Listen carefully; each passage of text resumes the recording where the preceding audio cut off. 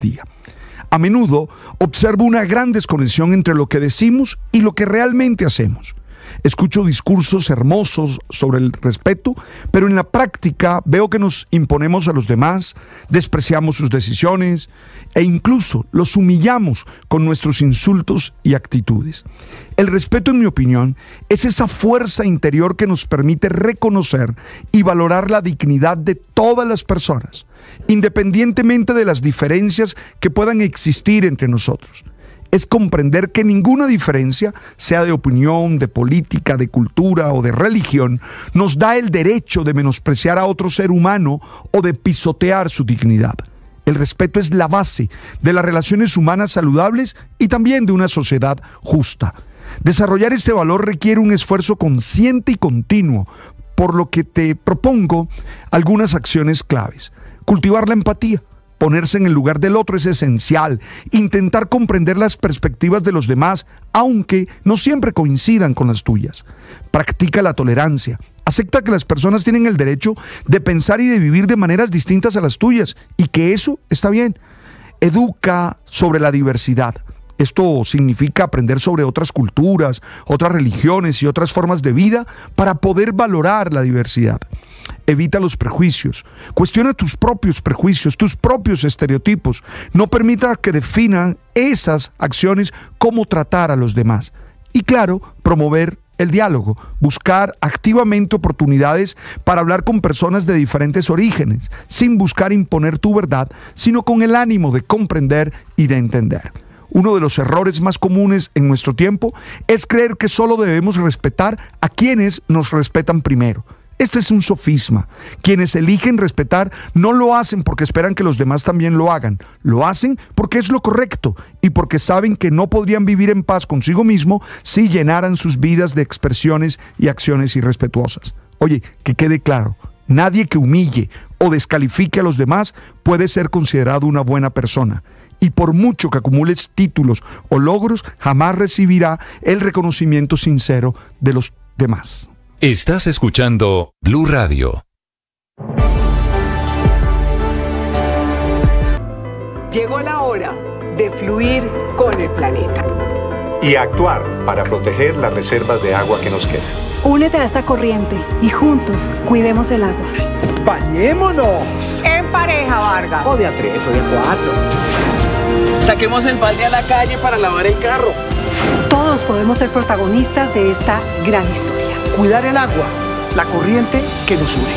Una campaña de Caracol Televisión, Blue Radio y La Calle. Enseguida el resumen lo preparamos como lo anticipamos aquí en Blue Radio. BlueRadio.com. En Armenia, ¿qué?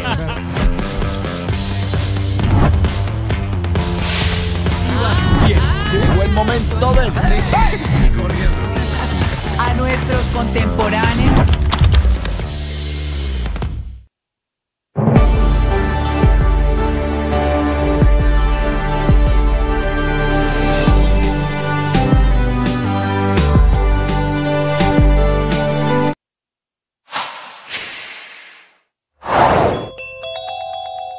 La organización japonesa Nihon Hidankyo, de sobrevivientes de las bombas nucleares de Hiroshima y Nagasaki, es la ganadora esta madrugada del Premio Nobel de Paz 2024 por sus esfuerzos, dice el Comité Nobel, para lograr un mundo libre de armas nucleares y para demostrar a través de sus propios testimonios que las armas nucleares nunca deben utilizarse. No fue ni para Zelensky de Ucrania, ni para Petro de Colombia, que habían ya muchos de sus hinchas celebrado nominaciones, aunque en realidad los Nobel no tienen nominaciones estrictamente dichas. El anuncio fue esta madrugada por el Comité Nobel, que está no en Estocolmo, sino en las victorias y derrotas, la pasión y la afición en juego y los datos de lo último en deportes se lo presenta Mañanas Blue. 7 de la mañana, 4 minutos, momento para hablar de deportes, momento para hablar de la eliminatoria, el radar de esta novena jornada que a propósito finalizará en la noche de hoy. Lo primero, la derrota de Colombia a manos de Bolivia 1-0, con calificación destacada, jugadores como Camilo Vargas, que fue figura determinante para mantener estrecho el marcador. La roja a Cuellar con 10 Bolivia, parecía que la historia cambiaba, pero no, llegó la falta de definición, de claridad para Colombia con John Córdoba, 3 claras opciones, una al palo, un cabezazo cabezazo y el mano a mano con el arquero Vizcarra. Ojo, Vizcarra que también terminó siendo una figura del compromiso, un partido de generación de alternativas y ocasiones donde ambos cuidapalos fueron determinantes.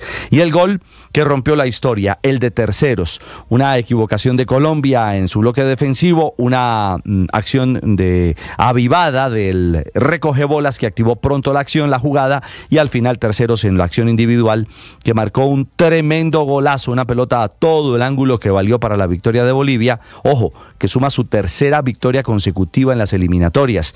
Le ganó a Venezuela, le ganó a Colombia en el Alto y le ganó a Chile en Santiago, algo que no pasaba, que los bolivianos ganaran 3 partidos de manera consecutiva desde el año 1993, en una eliminatoria camino al Mundial de los Estados Unidos 94, mundial al que asistió la selección boliviana. Perdió el invicto Colombia de 10 fechas, decíamos, cayó después de 21 años en territorio boliviano, y ojo que más allá del resultado llegaron 2 jugadores con dificultades. Roger Martínez, incluso en esta madrugada, bajo la lluvia en Barranquilla, cuando descendieron del bus los jugadores de Colombia, se vio muy impedido, cojeando el delantero del Racing de Argentina, a ver y si está habilitado, difícil, para el juego de este martes ante los chilenos. Y Yacer Asprilla habrá que ver qué tan tocado, con qué molestia terminó finalmente con el paso de las horas. Hoy seguramente habrá evaluación para el jugador de Selección Colombia y el Girona de España. En el radar de la jornada, Venezuela,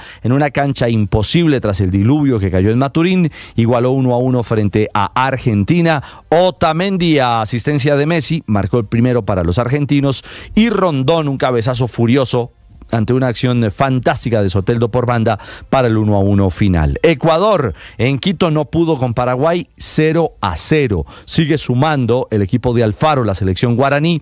La teoría de mantener el 0 en arco propio para llegar al Mundial, de momento le funciona a los paraguayos, que está ahí arañando la posibilidad de meterse en zona de repechaje.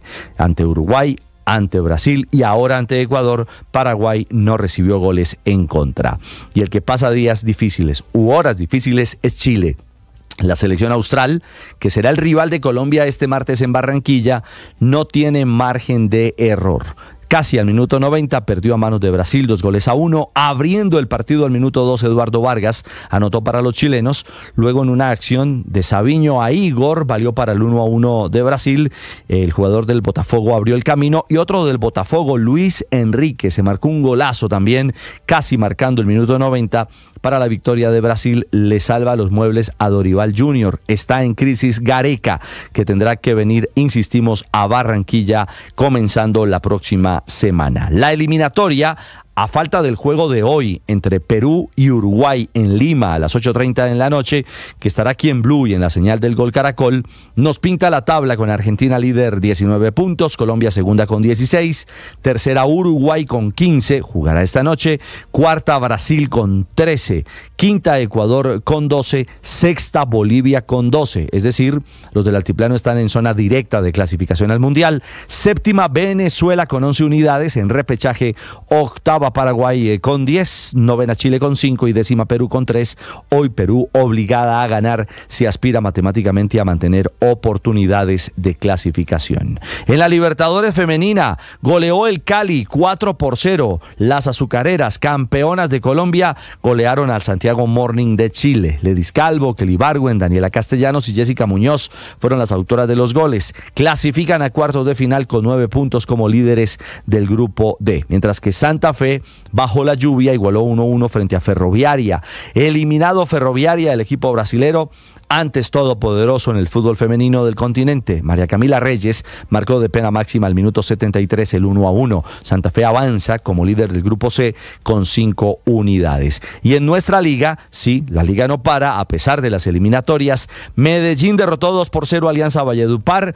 Diego Moreno y Les Chaverra marcaron y Santa Fe también marcó la diferencia en el Campín enfrentando al Boyacá Chico. El equipo cardenal que de nuevo nuevo se encarrila y que encontró con este 3-1 final una victoria muy consistente. Victoria que le permite a Santa Fe ser tercero con 25 puntos y ahora al Independiente Medellín acercarse. Es duodécimo con 15 unidades. Eso sí, todavía está a 5 puntos del octavo, que es el Deportivo Pasto. Y hoy tendremos Millonarios América. Sí, noche de fútbol en el Campín por la fecha 5 de nuestro país. Millos y América, jornada para ponerse al día y partido decisivo tanto para azules como escarlatas en la ruta buscando la clasificación a los cuadrangulares semifinales en Colombia. 7:10, los deportes a esta hora en Mañanas Blue.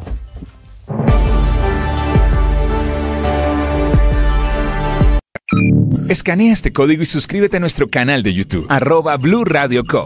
Y disfruta y participa de la programación de Blue Radio. Blue Radio, le ponemos cara a la radio. Blue Radio, la alternativa.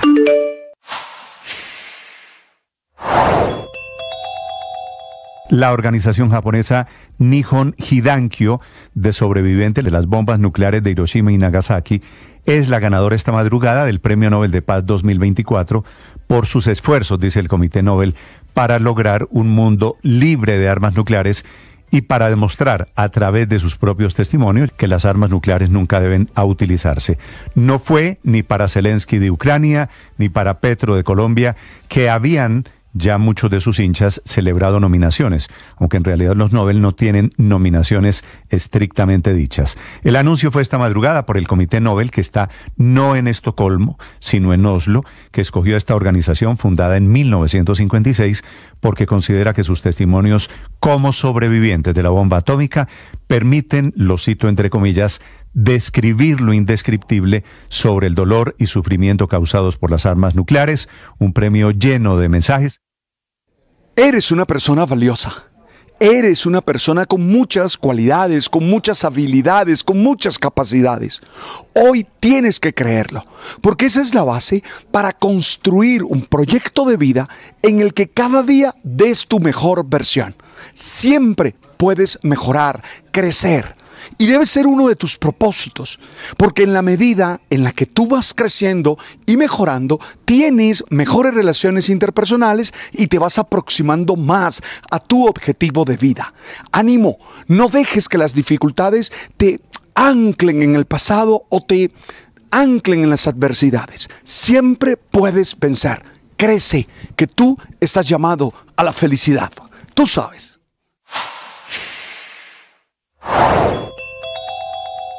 Las disidencias de las FARC atacaron anoche en el municipio de Nátaga, en Tolima, la estación de policía. Mataron a 2 humildes agentes. Los atacaron con ráfagas de fusil, mataron al intendente Leonardo Trujillo, que era el comandante de la estación, y al patrullero Carlos Andrés Ospina, ambos muy jóvenes, ambos de provincia. Un enfermero que intentó salvarles la vida también resultó herido en este ataque, confirmado disidentes de la FARC, que por un lado están negociando con el gobierno la supuesta paz total y por el otro lado siguen atacando a diestra y siniestra. Llegó la hora de fluir con el planeta. Y actuar para proteger las reservas de agua que nos quedan. Únete a esta corriente y juntos cuidemos el agua. ¡Bañémonos! En pareja, Vargas. O de a 3 o de a 4. Saquemos el balde a la calle para lavar el carro. Todos podemos ser protagonistas de esta gran historia. Cuidar el agua, la corriente que nos une. Una campaña de Caracol Televisión, Blue Radio y La Calle. ¿Alguna vez escuchaste que un cura y una cantante se enamoraran en un bus? Lo que son los designios divinos, ¿no? Divinos, esos ojitos tuyos. Y es que cuando el amor nos llama, hay que escucharlo. Pude entender que eras para mí el día que te canté en un concierto bucetero. Súbete a esta desenfrenada historia de amor. Una romántica audionovela con libretos originales, protagonizada por Mariana Gómez y Camilo Cifuentes. El amor de mi vida. Una experiencia de audio envolvente y música original. Encuéntralo en boombox.com y en todas las plataformas de audio. Boombox Podcast. Un mundo por escuchar. Que podría ser la estrella en ascenso. Por otro lado, saludarlos, aquí estamos desde Mañanas Blue, enseguida.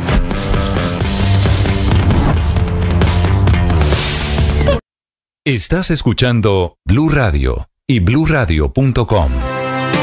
7 de la mañana, 14 minutos. La fuga de Pichi, Felipe. Esta es una gran radiografía, una gran caricatura de cómo funciona el sistema penitenciario en Colombia. Este señor Pichi le dicen el Pablo Escobar de Bucaramanga. Es un delincuente que tiene todos los delitos encima. Por alguna razón inexplicable, tenía prisión domiciliaria. Van a buscarlo, se salió de Bucaramanga, en donde tiene su proceso judicial, lo encuentran en Medellín. Felipe, oiga esto, lo encuentran en Medellín ayer a las 5 de la tarde. Esta fotografía que están viendo, quienes están conectados en este momento con el canal de YouTube, Felipe, fotografía con el grillete, con, ¿cómo se llama? Es un dispositivo electrónico. Bueno, es que ya ni siquiera es un brazalete, es un elemento que ya le voy a contar la historia porque es triste, doloroso, porque no tiene ningún tipo de seguridad. Es decir, usted se lo puede quitar cuando quiera y eso le da a usted pues la idea de usted se lo puede poner al gato y salirse para la calle. Funciona con el calor, entonces muchos delincuentes lo ponen detrás de la nevera para que genere calor y dé la sensación de que es una persona y así violan la detención domiciliaria. ¿Detrás de la nevera no hay frío? No, regularmente porque hay calor. porque están... Ya el aparato calienta la nevera, la parte de atrás. Fría la nevera, el aparato. Eso es la resistencia. Dirían en la costa la unidad. La resistencia. Las neveras, pero eso ya no existe. Las hoy en día no producen calor por detrás, creo yo. Esa resistencia ya no existe. Las antiguas. ¿Usted se acuerda que los pícaros lo que hacían era que se lo ponían al perro o al gato? María Camila me está describiendo las neveras de La Guajira de los años 60. No, le estoy describiendo. ¿Sabe que hay una historia reciente de una delincuente que lo hizo? ¿Usted secaba la ropa detrás de la nevera? Pero por supuesto. A ver, Felipe, si me permiten, siga. Sigo la historia de Pichi. Se les voló, pero qué cosa, ¿no? Lo sacan la fotografía, de la cárcel. Esta que está viendo usted, tomada ayer a las 5 de la tarde, va a buscarlo el IMPEC. ¿Y quién tomó esta foto? No, pues la gente del IMPEC. El IMPEC, sí. La gente del IMPEC. La toman ayer a las 5 de la tarde. Dicen, ok, Pichi está en la casa cumpliendo prisión domiciliaria.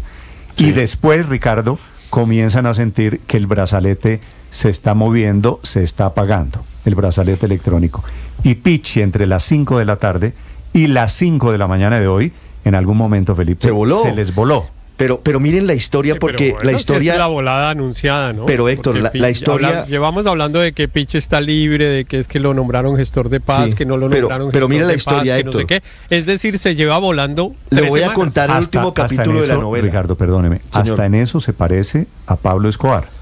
Pues ¿no? Se voló en las narices de todo el mundo. Pero entonces... varias cosas aquí. Este señor es un criminal muy peligroso, tiene varios procesos, tiene varias condenas, tiene una condena en Medellín y tiene otras en Bucaramanga. En Medellín, la juez tercera de ejecución de penas y medidas de seguridad, de manera muy llamativa, muy extraña, le había dado el beneficio de casa por cárcel con detención domiciliaria. Ponga ahí un asterisco. Primera situación que llama la atención. Segunda, Néstor. Segunda, el IMPEC dice que le entregó a la señora juez hace varias semanas un reporte diciendo que alias Pichi había burlado, había violado en 14 oportunidades la detención domiciliaria. Habíamos hablado aquí de 8, ellos contabilizaron 14 veces en las que Pichi salió de su apartamento lujoso por cárcel de Medellín, 3 días, 2 días y regresaba. Esa ya era una causal para que la juez hubiera ordenado revocar ese beneficio y lo hubiera mandado para la cárcel. Finalmente ayer se conoce una decisión, pero del juez de ejecución de penas de Bucaramanga, que supuestamente revoca la detención domiciliaria. Néstor, Ricardo, nunca mencionas... se reportó, Luis Ernesto, solamente 2 datos más. Nunca fue reportado oficialmente, nunca fue notificado oficialmente el IMPEC de la revocatoria de la detención domiciliaria para alias Pichi. Ayer lo que se hizo a las 5:30 de la tarde, a las 5 cuando le tomaron esta foto, fue una revisión de rutina, porque no había ninguna orden judicial. Y a las 6:30 de la tarde, el aparatico, el dispositivo electrónico empieza a titilar. ¿Pero qué más va a hacer el IMPEC que perseguir un aparatito? Está el aparatito, no está Pichi. Una visita de rutina, entre comillas, porque sabían que con Pichi están pasando cosas. Entonces comienza, Felipe, etapa de preguntas. Sí. Aquí corrieron ríos de billete alrededor de lo que pasó con Pichi. ¿Por qué la señora juez le concedió generosamente Néstor, ¿usted se imagina la libertad, la prisión domiciliaria? Pues es difícil acusar a la juez porque no sabemos cuál fue la motivación de su decisión, pero no sé, Felipe, todo suena muy sospechoso. Pero Felipe, de acuerdo, sin acusar a la juez, Néstor, usted se imagina la capacidad que tienen los narcos, aquí en Colombia y todos los que están en las economías ilegales de participar en las elecciones de jueces con esa idea que lanzaron por ahí hace unos días. No, imagínese. Para replicar lo de México. O sea, imagínese esa tragedia. Pero si aún así es permeable el sistema judicial. No, mejor dicho, si corren, Felipe, ríos de plata con jueces sobre supuestamente quienes debemos confianza y tenemos garantías, no quiero imaginarme con jueces elegidos popularmente.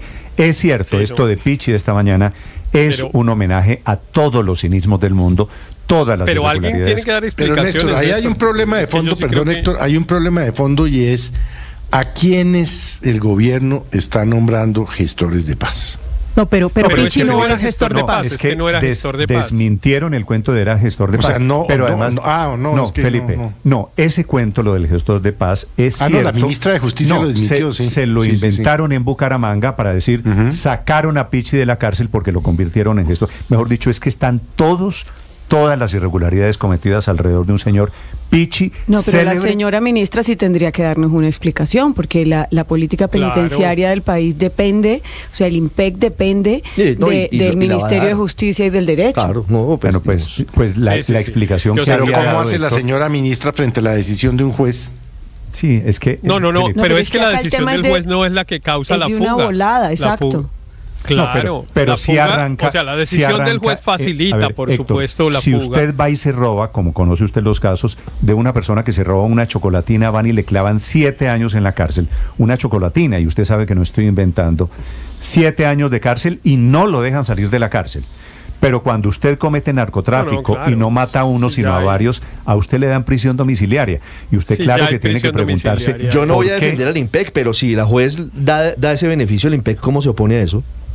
No, pero es que la volada no fue por la prisión domiciliaria, que yo no la estoy defendiendo la prisión domiciliaria, no sé cuáles sean las circunstancias que llevaron a la ¿cuál fue la volada? Porque la cárcel no se hubiera podido volar. En el sentido común, como usted dice, Néstor, pues uno diría, no, el señor tendría que estar expreso. No, pero se voló porque el dispositivo electrónico o no funcionó o nadie tuvo capacidad de reaccionar. No, pero dice, es que eso... Usted en el relato dice que empezó a moverse. Empezó a moverse y nadie hizo nada. No, pero Héctor, es que la prisión domiciliaria, no la permitíamos en Colombia, debía ser para unos delitos o debía ser solamente por hay una precisión técnica, estoy de acuerdo. Es que no hay un panel, no hay una pantalla en la que usted siga en tiempo real dónde está el preso. Lo que ocurre es que el dispositivo simplemente lo que hace es lanzar una alerta. El sistema no funciona. El dispositivo lanza una alerta, Felipe, y entonces va la policía, porque fue la SIJIN la que estuvo en el apartamento de Pichi a las 6:30 de la tarde. Y entonces Pichi, el dispositivo es como una joya, como no sirve para nada, Héctor, eso no sirve para nada. Llegó el IMPEC con la SIJIN y el dispositivo estaba en el apartamento, pero no estaba Pichi. No le dice dónde está. Pues entonces más todavía tienen que responder. Esto no es dispositivo de esos que usted ve en las películas de países serios. Ni somos una película ni somos un país serio. El dispositivo no impide que se vuelen. El dispositivo es un... Pero además una cosa, el IMPEC dice el dispositivo es un aparatico de juguete que permite tener alguna clase de susto para que el señor no se vuele. El IMPEC dice, mire, no tengo suficiente personal para ponerle un dragoneante a cada preso por cárcel en su apartamento. Es que en la modelo, por ejemplo, para 6.000 personas solamente hay 4 dragoneantes. Dice, cuando usted le dicen póngale un brazalete o un dispositivo electrónico, usted, por norma, dice el IMPEC, no puede o no tiene la facultad para mandarle una persona permanente a la puerta. No se puede. Ricardo, ¿usted sabe cuántos funcionarios del IMPEC hay para monitorear en todo Bogotá? La cifra que yo recuerdo es de 2019. En todo Bogotá hay 3 funcionarios del IMPEC para monitorear a todas las personas que están en prisión domiciliaria. En Bucaramanga habrá uno que trabaja medio día. Le estoy dando cifras de hoy en la cárcel modelo de Bogotá. Para 6.000 personas, más de 60.000 personas hay hoy en detención domiciliaria en el país. Y el dato que le tengo es reciente. Mire, solo el 5% de esa población de personas que están en casa por cárcel tienen un brazalete electrónico. El caso más reciente, más significativo, es el de la modelo, donde me están confirmando en este momento. Para 6.000 personas personas que están en su casa, solo hay 4 guardianes para hacer las rondas, para hacer las vigilancias. Felipe, bienvenidos a Colombia. Esto es un chiste. Pero Néstor, Felipe, mire, póngale, ¿qué Ricardo, futuro puede póngale tener un país poquito que no es capaz de cuidar a sus propios presos? A ver, Felipe, ubíquese qué estaba pasando ayer a las 5 de la tarde cuando fueron a tomarle la fotografía a Pichi. Estábamos terminando el partido de la Selección Colombia. Sí, todos estábamos viendo el canal Caracol. Todos estábamos viendo partido de Selección Colombia. Haciéndole fuerza a Colombia. Y adivine, sí, Felipe, ¿sabe quiénes no estaban viendo el partido? Usted y Pichi. Yo no lo estaba viendo porque a mí me gusta mucho oírlo por Blue Radio. Bueno, Felipe. O Pichi lo vio en el celular. Felipe, Pichi se voló cuando estaba terminando el partido de la Selección Colombia. Entonces, todo de una gran payasada, un gran circo. Se llama técnicamente... No, Pichi claro que estaba viendo el partido y tomando trago y todo. Se llama alerta de transgresión cuando suena el aparatico. A mí sí me parece que... pero a mí sí me parece que hay unas responsabilidades que hay que derivar. O sea, no podemos quedarnos en que es que Colombia es un circo y aquí pues nadie responde. Pues claro que Colombia es un circo y claro que estos son los payasos, me da pena. Pero alguien tiene que responder por el circo en este caso en particular, entre otras cosas, insisto en ello, porque de este señor llevamos hablando 3 semanas con la posibilidad de que pasara lo que pasó, que el señor se fugara. De eso nadie tenía duda, entre otras cosas. Esa fue la denuncia que puso. La decisión estaba en manos de los jueces, Héctor, y no lo hicieron, no revocaron la medida. ¿Quién es? Cuando la hicieron el señor se fue. ¿Quiénes Es que el señor, justamente el señor se voló porque le revocaron la medida. Héctor, nunca notificó el juez de Bucaramanga al IMPEC. O sea, lo de ayer fue un anuncio mediático. ¿Quiénes habían advertido que Pichi? ¿Quiénes habían advertido, Álvaro? Porque el problema en Colombia es que no se capturan. No, el problema es que cuando los capturamos se vuelan. A término, la impunidad y los mandan penal para en casa, Colombia es superior al 90%. Y uno se pregunta, ¿los políticos están preocupados o hay proyectos de ley para hacer cambios de fondo sobre eso? No, la clase política en Colombia es totalmente ajena a este problema. Álvaro, esto no tiene que los ciudadanos piden cambios y la política no ha reaccionado. Somos potencia mundial en impunidad y nadie hace nada. Pero esto no es de política, esto no es de congresistas, esto no es de nuevas leyes. Esto es que nos burlamos de las que Néstor, tenemos hoy en día. Habían advertido, muy sorprendido un dato que dio Ricardo. Habían advertido el alcalde de Bucaramanga, Pichi se va a volar. Había advertido el gobernador de Santander, Pichi se va a volar. Y hoy le echamos la culpa a que no hay leyes y a que tenemos un sistema. No, esto es tema de personas que no fueron capaces de controlar Néstor, que Pichi no se volara. Y se voló, Pichi, señor. A mí me dejó muy preocupado un dato que dio Ricardo, y es que estos dispositivos, yo la verdad, y sin ser experto, suponía que eso era como un GPS, como los GPS que tenemos todos entre el bolsillo con nuestros celulares. Entonces le queda más fácil a cualquier esposa ubicar al marido infiel con el GPS del celular que al IPEC ubicar a un delincuente al que le pone el brazalete. Eso no puede ser. O sea, simplemente alerta cuando uno está en la zona, pero no es posible seguirlo. O sea, yo lo que me imaginaría es, usted no se puede quitar el brazalete, y si se desplaza de Bucaramanga a Medellín, el brazalete le da la ubicación exacta. Si fuéramos serios. Pero ¿qué brazaletes usan? Porque uno ve que en Estados Unidos no se lo pueden quitar. No, por eso, Felipe, se lo quitó. Y cuando empezó a quitárselo y cuando se lo quitó, el aparatico lanzó la alerta. Y cuando llegaron de la policía a la casa de Pichi, ya no estaba Pichi, estaba el aparatico, pero Felipe, no estaba Pichi. Todo mal. Pero explíqueme otra cosa, Néstor. ¿Qué dirá el director del IMPEC? ¿Cómo es posible, Felipe, que el IMPEC le había reportado a la juez tercera de ejecución de penas de Medellín hace varios días que Pichi había transgredido, como dicen ellos, se había volado 14 veces de la casa por cárcel y no tomó decisiones, no revocó la detención domiciliaria? Por eso digo, explíqueme esa. Ricardo, se la explico con mucho gusto. Billete, pues, no nos vamos a hacer. Lo sé, pero si es muy llamativo, perdóneme. Por eso le digo, esto no es de normas. Es que ni siquiera la juez de Medellín es la que revoca lo de ayer, es el de Bucaramanga. No es de políticos, esto es de la campeante corrupción que hay alrededor de los delincuentes. El que se voló es un delincuente que tenía, entre otras cosas, capturas, órdenes de captura, condenas vigentes, y se voló Pichi. Vuela en este momento para Medellín, está tomando un avión la señora ministra de Justicia, que es la que responde por el sistema penitenciario. Son las 7 de la mañana, 29 minutos en Blue Radio. Estás escuchando Blue Radio. Escanea este código y suscríbete a nuestro canal de YouTube, @Blue Radio Co. y disfruta y participa de la programación de Blue Radio. Blue Radio, le ponemos cara a la radio. Blue Radio, la alternativa. Que podría ser la estrella en ascenso. Por otro lado, saludarlos, aquí estamos desde Mañanas Blue, enseguida.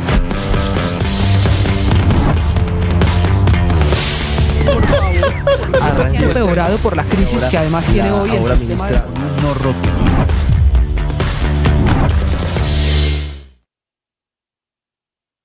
¿Alguna vez escuchaste que un cura y una cantante se enamoraran en un bus? Lo que son los designios divinos, ¿no? Divinos esos ojitos tuyos. Y es que cuando el amor nos llama, hay que escucharlo. Pude entender que eras para mí el día que te canté en un concierto bucetero. Súbete a esta desenfrenada historia de amor. Una romántica audionovela con libretos originales, protagonizada por Mariana Gómez y Camilo Cifuentes. El amor de mi vida. Una experiencia de audio envolvente y música original. Encuéntralo en boombox.com y en todas las plataformas de audio. Boombox Podcast. Un mundo por escuchar.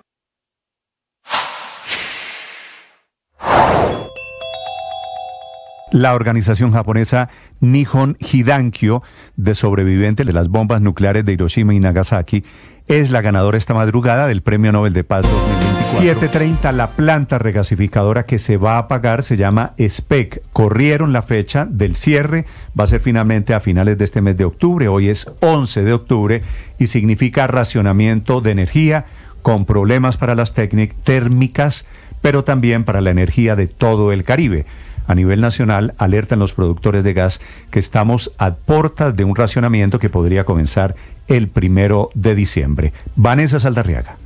Néstor, buenos días. Pues la parada de operaciones que desde mayo se había previsto para la terminal de importación y regasificación de gas natural licuado de Cartagena se está convirtiendo en un dolor de cabeza para el sector energético del país, pues estas labores de mantenimiento que implican el apagado de máquinas durante 4 días se dará en plena emergencia para el gremio, luego de que el pasado 29 de septiembre el gobierno tuviera que activar el estatuto de desabastecimiento de energía. Esto llevó a que se encendieran todas las termoeléctricas del país, debido a que se está en estos momentos registrando un bajo nivel de los embalses. Es por esto que esta suspensión de operación se convierte en una alerta, pues estas plantas termogeneradoras que están atendiendo el sistema eléctrico del país se abastecen de gas importado para poder producir la energía, gas que durante esos 4 días no van a poder suministrarle. Por esto fue modificada la fecha de trabajos para que ya no inicien los trabajos de mantenimiento el 24 de octubre, sino el 31, pues de esta manera, al darse en un fin de semana con festivo, podría reducirse la demanda de energía y podrían entonces las termoeléctricas abastecer el sistema a partir de otras fuentes de gas natural. Sin embargo, están alertando desde la región Caribe que podría llevar a que los usuarios tendrían que enfrentar algunos horarios de racionamiento porque no habría lo suficiente para responder a la demanda, Néstor. Vanessa, entonces los días de apagón para ustedes en el Caribe, bueno, y puede ampliarse, son 31, arranca el 30 de 30 a 31, ¿cierto? Sí, 31, 1 de noviembre, 2, 3 hasta el lunes festivo 4 de noviembre. Hasta el 4, o sea, estamos hablando de 4 días y medio mal contados, ¿cierto? Exactamente, y eso al ser un fin de semana pues festivo, la gente estará en casa, muchas empresas no estarán trabajando y por eso se prevé que para esos días habrá un menor consumo de energía. Cierre de planta de gas que afecta a las térmicas que hoy son el gran motor de la generación de energía para el Caribe, así que es una carambola desafortunada lo que va a pasar allí. Saludo enseguida al señor ministro de Minas. Esta es Blue, más que radio. Sobre este tema, la posibilidad de un racionamiento de gas y de energía no solo en el Caribe. Señor ministro de Minas, Andrés Camacho. Ministro, buenos días. Buenos días, Néstor, ¿cómo estás? Bien, ministro. Lo del Caribe, ministro, ¿qué tan grave es? ¿Es inminente un racionamiento de gas allí? No, nosotros venimos tomando las medidas.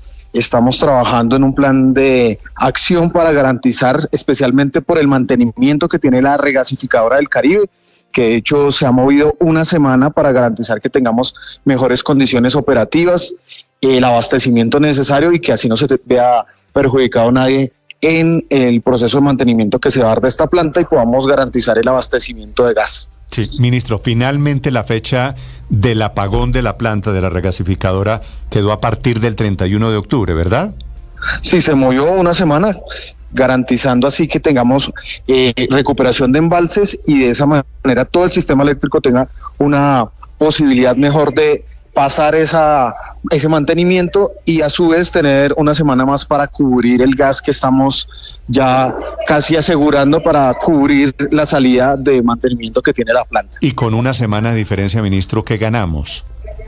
Pues varias cosas. Por una parte, durante esa semana, ya durante el cambio de la gráfica de cómo va subiendo el embalse, ha pasado de 0.18, 0.34 y el día de hoy hemos tenido un incremento en los embalses del 0.67. Es decir, que viene incrementándose la recuperación y con los trabajos que hemos hecho a través del IDEAM, los modelos que tenemos hacia finales de octubre, se espera que ya tengamos entrada de la niña, entonces bajo esas simulaciones estamos trabajando. Ministro, perdone que no le entendí los porcentajes. 0.67 de crecimiento de embalses diario.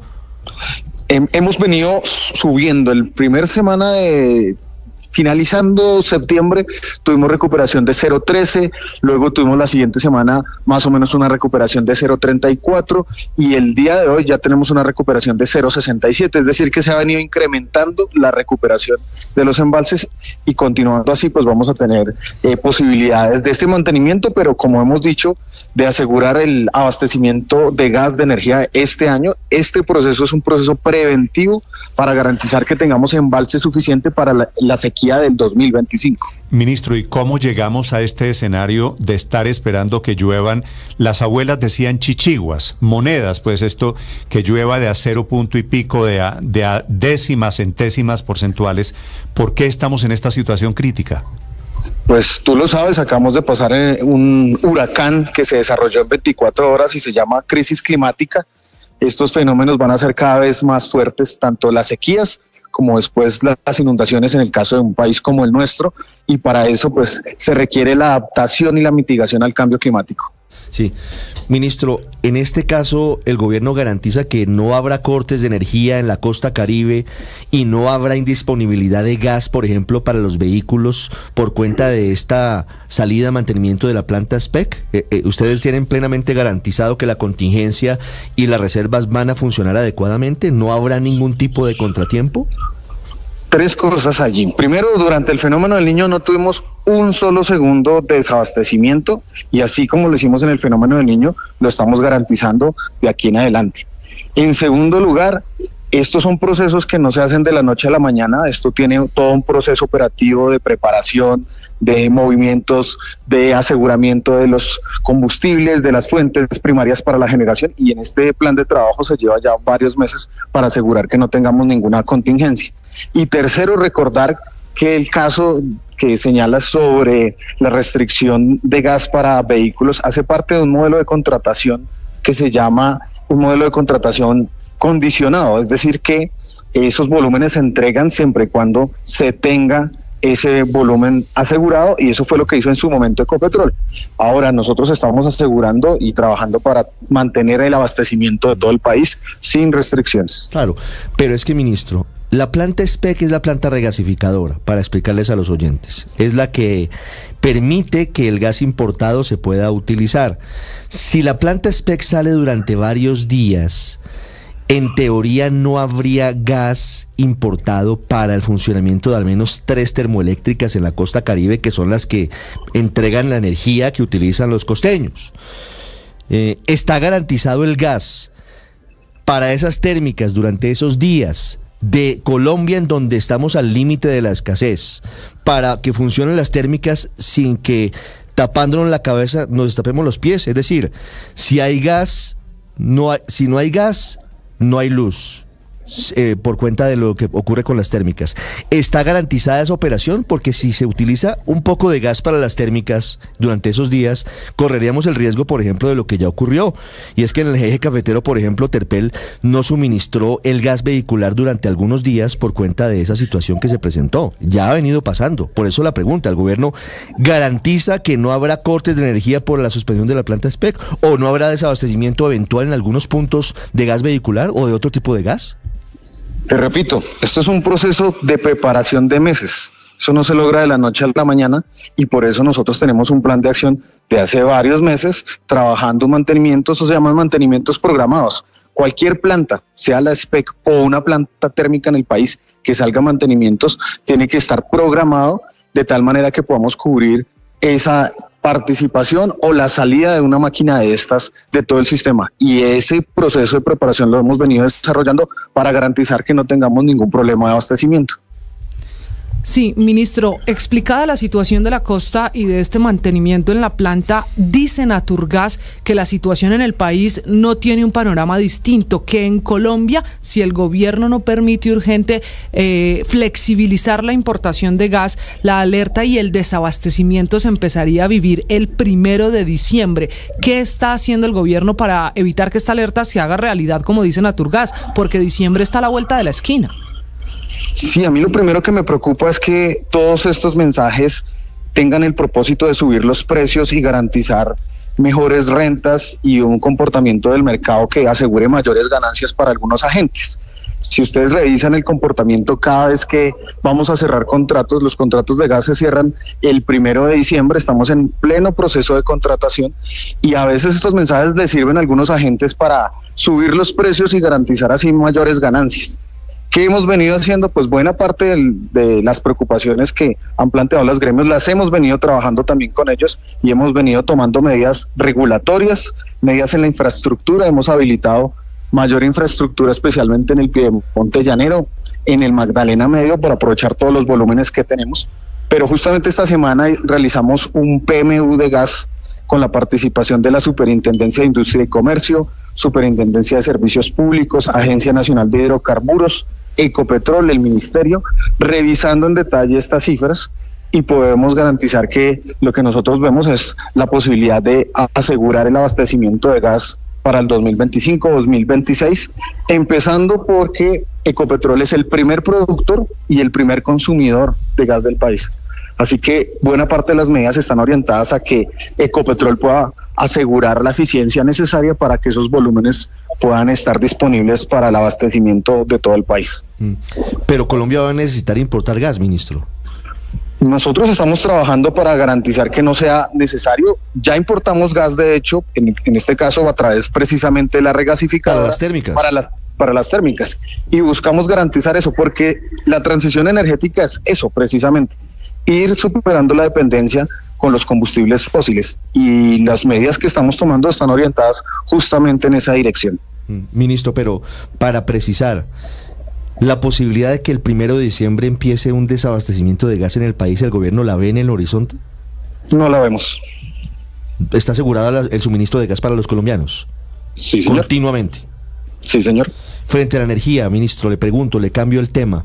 También se viene advirtiendo frente a la posibilidad de que, no tan a corto plazo, pero sí eventualmente el año entrante o en el 26, haya la posibilidad de racionamientos de energía por cuenta de lo que está ocurriendo. Estamos literalmente dependiendo de que San Pedro abra la llave sobre los embalses y aumente su nivel. Y estamos todos los días siguiendo el crecimiento de esos niveles. Pero estamos al límite. Incluso existe la posibilidad de que comenzando el año entrante haya indisponibilidad suficiente de energía. Pues yo llevo lidiando con esa narrativa desde que llegué y pasa un poco lo mismo que con el gas, ¿no? Y es toda la narrativa de el desabastecimiento y el apagón que no ha llegado y que pues evidentemente nuestra responsabilidad es garantizar todas las medidas para que eso no sea así. Parte de lo que estamos haciendo es asegurar primero más energía y para hacer más energía pues necesitamos que la entrada en operación especialmente de parques de generación solar renovable, porque esta situación es una situación estructural, tiene que ver primero con la crisis climática, el comportamiento y lo que nosotros hemos tenido como un sistema energético ha sido bimodal, dependemos del agua y de las plantas térmicas y precisamente la transición está orientada a diversificar la matriz y garantizar que tengamos mayor participación solar, mayor participación eólica y de esa manera tener una matriz con mejores condiciones para todo lo que está ocurriendo en la variabilidad climática. Pero además de eso, se tienen que tomar algunas medidas también en la gestión de la demanda, en el mejoramiento de la eficiencia energética y justamente todo eso es el camino de la transición energética para que podamos superar cualquier tipo de contingencia. Y a diferencia de lo que se han venido dando en todas estas narrativas y en estos mensajes, Colombia ha sido la que ha demostrado la mayor fortaleza para este momento que hemos logrado superar En la vecindad tenemos lamentablemente la situación de Ecuador, incluso Venezuela, otros países que han tenido dificultades, pero nosotros hemos logrado, gracias a las medidas adoptadas, superar todas estas contingencias, y para eso estamos trabajando todos los días. Nosotros estamos en el proceso de preparación ya del siguiente niño, porque este año logramos superarlo, no tuvimos un segundo de desabastecimiento, y justamente lo que estamos haciendo para en este momento cuidar los embalses es toda una serie de medidas, de tal manera que el próximo año no tengamos dificultades. Pero ministro, déjeme le insisto en eso que le preguntaba a Ricardo, si esto depende de que llueva, ¿cuáles son esas medidas de las que usted habla, de las que habla el gobierno, por las que están tan seguros que no habrá racionamiento el próximo año? ¿De qué medidas estamos hablando? Tenemos en desarrollo 48 medidas que están organizadas en 5 bloques de trabajo, 5 ejes. Unas medidas que son regulatorias, que permiten, entre otras cosas, mayor participación de los proyectos que están en curso para tener la entrada de nuevos proyectos el próximo año, que incluyen, por ejemplo, las nuevas subastas, una reconfiguración de energía y unas nuevas subastas de expansión que nos permitan incorporar más proyectos de generación hacia el siguiente y los próximos años. Pero venimos tomando unas inmediatas. Por ejemplo, nosotros hemos interrumpido la exportación de energía a Ecuador para cuidar nuestros embalses, y estamos en este momento en la aplicación de la medida de sostenimiento de la confiabilidad, que nos permite tener mayor participación del parque de generación térmica. Precisamente en estos días de lluvia, nosotros lo que buscamos es no gastar el agua, sino hacer todo el proceso de recuperación para que a finalizar el año tengamos el nivel de embalse suficiente para la siguiente sequía. Todas esas son medidas que se toman sobre la base de datos, información, modelos, simulaciones, para garantizar que, como les digo, las medidas de este momento ya son las medidas preventivas para el siguiente año. Sí, ministro, y el famoso apagón financiero. Apenas esta semana advertían a Colgen, Naturgas, a Socodis, en general los gremios, que aquí hay una deuda de 7 billones de pesos con empresas de energía y gas, y que esto también puede generar una crisis para un apagón financiero. ¿En qué va el pago de esa deuda? Pues primero hay que desmenuzar esas cifras. Hay un bloque de esas cifras que llamaron ellos oficiales. Si ustedes revisan esas cifras oficiales, encontrarán que buena parte, diría yo, creo que son casi 4 o 5 billones, corresponden a deudas de departamentos, alcaldías y realmente gobiernos locales. Si hablamos de la deuda a nivel nacional, incluyen en la deuda el tema de opción tarifaria, pero hay que recordar que primero, la opción tarifaria, nosotros tomamos 2 medidas. Una, entrega de unos créditos a los operadores de red, a las empresas comercializadoras que están en curso. Ya se ha entregado casi 1 billón de pesos, y a través de la entrega de esos créditos, que además tienen tasa compensada y tienen un periodo de gracia de 1 año, la idea es que esas empresas comercializadoras alivien ese pago y puedan sacarlo de las facturas. Si no han accedido todavía a los créditos, estas empresas están haciendo el cobro de esa opción tarifaria, así que pues ellos la cuentan como una deuda, pero realmente es algo que ya ellos están recuperando. Y solo quedaría el tema de los subsidios. Nosotros hemos liquidado los subsidios, hemos venido trabajando incluso desde el periodo del fenómeno del Niño, garantizamos que se pudieran cubrir los recursos de subsidios, hemos venido liquidando, y en este momento se tiene como 1.5 billones de deuda que ya están en Hacienda. Nosotros hemos liquidado desde el Ministerio de Minas y Energía, y esperamos que con el tema de recaudo que se hace por estos meses en el país, con la caja necesaria, se puedan ir garantizando los recursos necesarios. Ministro, una última pregunta. Lo he escuchado en esta entrevista diciendo que el tema del racionamiento es producto de una narrativa, pero le agrega usted el ingrediente diciendo que el propósito, el susto de los gremios, es subir los precios. Como están las cosas, pues hay evidentemente diferentes interpretaciones de la situación energética en Colombia, de los riesgos de un apagón. ¿Usted, ministro, cree que no hay posibilidades de que haya ni escasez de energía ni de escasez de gas en Colombia? Yo no digo que sea mentira, yo creo que ellos tendrán sus razones, también tendrán sus intereses, evidentemente tendrán que poner las alertas en el momento que lo consideren, pero ante cada una de las cosas que señalan, tanto en el comunicado, la rueda de prensa, nosotros emitimos un comunicado también respondiendo cada uno de los elementos. Lo que podemos decir es que para cada una de las cosas que señalan, tenemos un plan de trabajo, un plan de acción y unas medidas en curso. 7:49 minutos, es el señor ministro de Minas, Andrés Camacho. van evidentemente por caminos diferentes los gremios, los productores de energía o de gas en Colombia y el gobierno nacional. Señor ministro, gracias. Feliz viernes. Muchas gracias a ustedes. Chao. Estás escuchando Blue Radio.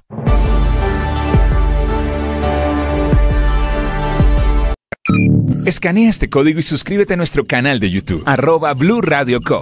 Y disfruta y participa de la programación de Blue Radio. Blue Radio, le ponemos cara a la radio. Blue Radio, la alternativa.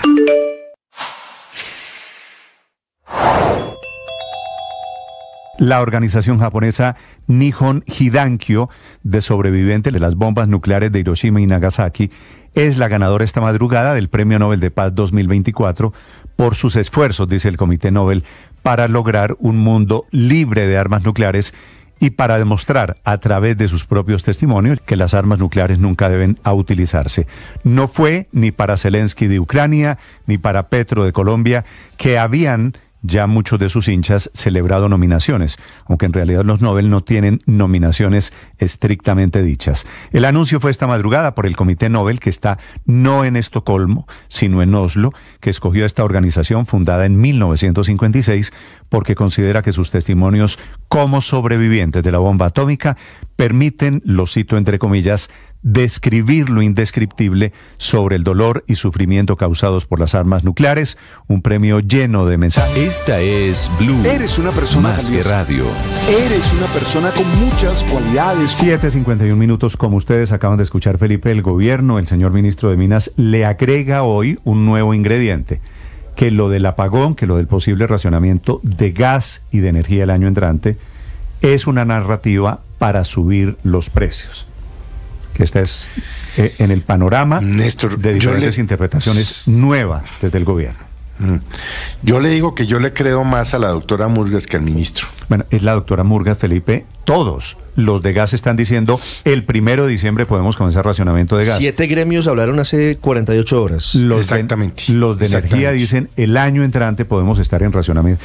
La diferencia, Felipe, no es de carácter político, es de interpretación. En la mitad, usted oyendo el mensaje del gobierno, intentando tranquilizar, pero por el otro lado los gremios diciendo arreglemos antes de que haya apagón, que todavía estamos a tiempo. Yo no sé quién tenga la razón, Víctor. Es que esa narrativa de que los gremios están alertando para subir las tarifas, no sé, no me suena. Pero es que si hay que hacer importaciones de gas, necesariamente suben las tarifas, porque producir la energía va a ser más costoso con el gas que llega. Pero a eso voy. Pero a eso voy, es que el ministro dice que no. El gobierno dice que no se va a necesitar gas importado, pero eso va en contravía de lo que dice, por ejemplo, el presidente de Ecopetrol, Ricardo Roa. Que dice que sí. Él dice que claro que hay que importar. Pero mire, y que Ecopetrol se está preparando para hacer esas importaciones. Lo que dijo el ministro es gravísimo, abro comillas. Todos estos mensajes, se está refiriendo al de los gremios, Andesco, Alcogen, Andej, Asocovis, Naturgas y Sercolombia, tienen el propósito de subir los precios y que tengan mejores rentas y mayores ganancias. Cierro comillas, es decir, palabras más o palabras menos, los está acusando de tramposos, de ventajosos y de mentirosos. Yo estaría ofendidísima si fuera una de estas empresas generadoras o si hiciera parte de cualquiera de estos gremios. Que el ministro de mi ramo, de mi sector, me diga que soy una mentirosa por alertarle al país, un desabastecimiento que empieza el 1 de diciembre, 12%, que vienen prendiendo alarmas, que están preocupadísimos por la situación y que salgan a decirle a uno fuera de todo que se está inventando toda esta película. Ahora, realmente. Tenemos en teoría, Felipe, en la teoría, un sistema que está diseñado para blindarnos de apagones, y lo que está pasando es que los blindajes no son eternos. Natalia Gutiérrez es la presidenta del Gremio de Generadores de Energía. Doctora Gutiérrez, buenos días.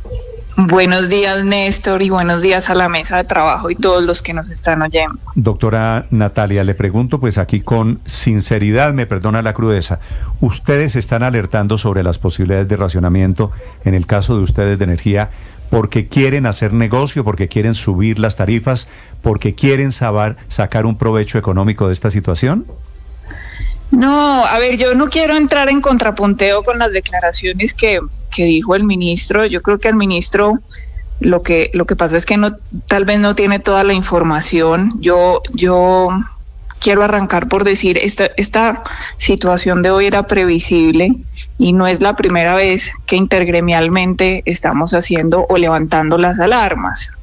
Esto lo estamos haciendo nosotros hace ya casi 3 años. Cuando llegó la ministra Irene, lo primero que hicimos, por lo menos desde Acolgen, fue alertarle que estábamos viendo que el margen entre oferta y demanda se estaba estrechando de manera acelerada, pero además nosotros tomamos estos análisis de información pública, o sea, información del propio gobierno, de la Unidad de Planeación Minero-Energética, del propio XM, y realmente estas alertas nacen directamente también de informes que llega de XM al CNO, que es el Centro Nacional de Operaciones de Gas y de Energía Eléctrica. ¿Ustedes ganan algo alertando, advirtiendo, doctora Gutiérrez, qué es lo que acaba de decir el ministro de Minas?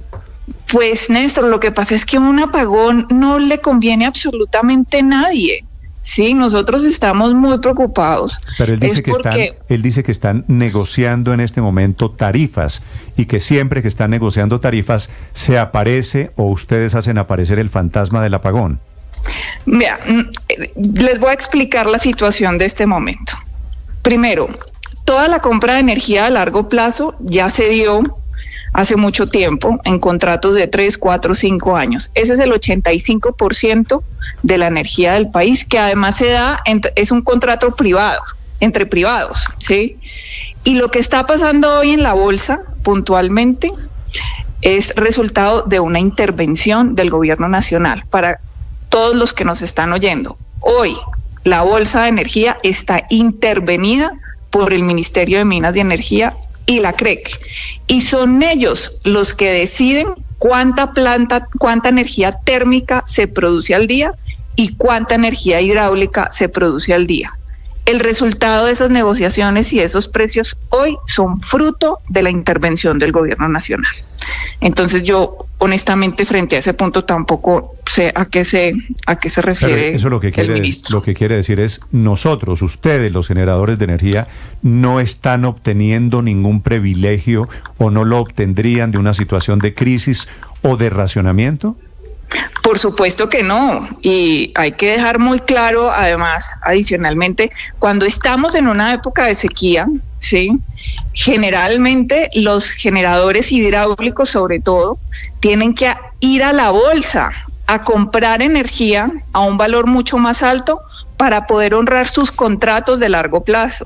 Entonces, al contrario de pensar que nos estamos aprovechando de los precios altos, somos los mayores compradores en la bolsa de energía cuando hay precios altos, ¿sí? Sí. Pero así fue diseñado el mercado nuestro, ¿sí? Lo que pasa es que es un mercado súper sofisticado que yo creo que todavía en algunas partes del gobierno no lo han entendido muy bien. Sí. Doctora Gutiérrez, ¿cuál es el riesgo real hoy de entrar en racionamientos de energía eléctrica o de eventualmente llegar a un apagón? ¿Por qué podría ocurrir y cuándo podría ocurrir si no se toman las medidas correspondientes?